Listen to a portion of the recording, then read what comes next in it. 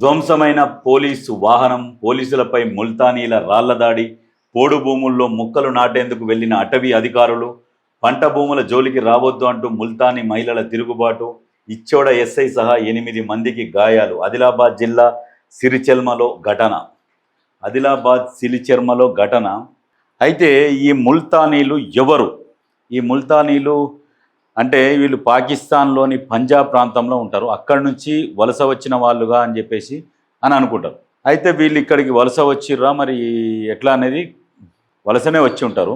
పాకిస్తాన్లోని పంజాబ్ ప్రాంతంలో ఉంటారు ఈ ముల్తానీలు. అక్కడి నుంచి ఇక్కడికి వలస వచ్చిరనే సమాచారం. అయితే వలస వచ్చి వీళ్ళు అటవీ ప్రాంతంలో తిష్ట వేసిరు. అటవీ ప్రాంతంలో వండుకుంటూ అటవీ భూములని వీళ్ళు సాగు చేసుకుంటూ బతుకుతుంటారు అన్నట్టు. అయితే ఈ సాగు చేసుకుంటూ బతుకుతుంటే ఈ అటవీ శాఖ అధికారులు ఏం చేస్తారంటే ప్రతి సంవత్సరం పోయి కొన్ని మొక్కలు నాటుతుంటారు. వాళ్ళు ఏం చేస్తున్నారు, రాను రోజు రోజుకు ఆ పోడు భూములని కొంత జరుపుకుంటూ వస్తున్నారు. వాళ్ళు మొక్కలు నాటిరట. వాళ్ళు మొక్కలు నాటితే ఈ మొక్కలు ఎందుకు నాటిరు అని చెప్పేసి ఆ మొక్కలను బీకేసి వీళ్ళు అటవీ శాఖ అధికారులు వాళ్ళ మొక్కలు నాటితే వాళ్ళ మీదకి మేము ఇక్కడనే కొడవన్లతో కోసుకొని చచ్చిపోతామని చెప్పేసి వస్తే మళ్ళీ తర్వాత పోలీస్ ప్రొటెక్షన్తో మళ్ళీ అడవిలోకి పోతే పోలీసు వాళ్ళ మీద దాడులు చేసిరు. అసలు ఎందుకు ఆ భూములు ఎవరివి? ఇప్పుడు ఏంది, అక్కడ 400 ఎకరాల భూమి. ఈ ముల్తానీలు ఎంతమంది? 1100 కుటుంబాలు, 6000 మంది జనాభా.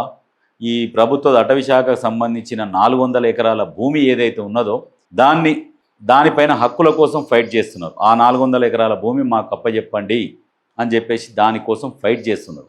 కరెక్టే, కానీ ఈ రకంగా ఇట్లా అటవీ శాఖ భూములు కావచ్చు, ప్రభుత్వ ఈ భూములు కావచ్చు, ఇవన్నీ ఇట్లా మేము వ్యవసాయం చేసుకుంటాము మాకు అప్పచెప్పేయండి అని ఇచ్చుకుంటా పోతే రేపు చివరికి అడవులో మాయమైపోయే పరిస్థితి ఉన్నది.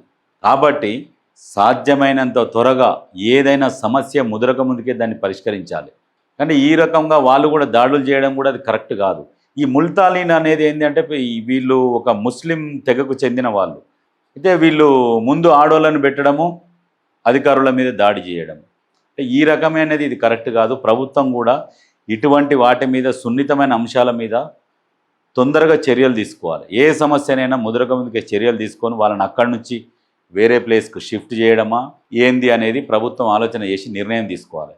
ఏంది దగ్గర 1100 కుటుంబాలు జమైనాయి అక్కడ.